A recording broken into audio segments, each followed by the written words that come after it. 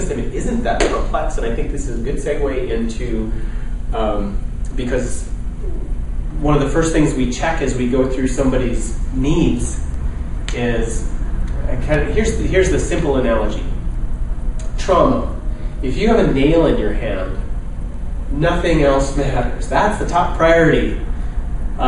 If you have a cold, you don't even care. You'll let snot drip down because you have a nail in your hand. Trauma is top. Next is the defense system.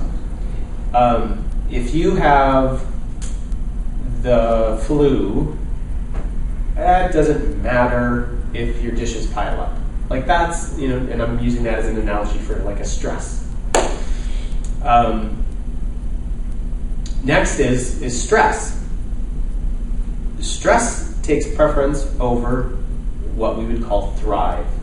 And that's where we get into the energy production. So it's like trauma, defense system, and you think of that in like a national level too. Like when President Bush hits the code red button, it affects our productivity, right? Like we're trying to do work, like we're afraid of dying, and that's how it works in here. The production shuts down. And then the baseline here, when everything is well, growth, repair, and reproduction. Reproduction is not just human reproduction, but it's cellular reproduction.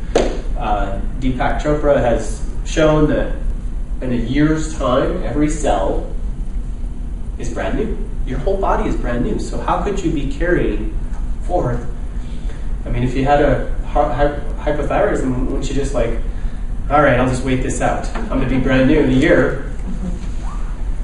No, you're carrying these patterns with you. You're carrying these patterns, these big patterns, and you're carrying the things that go with them, like the histamines and the adrenalines and what that's doing to your organ system. So who's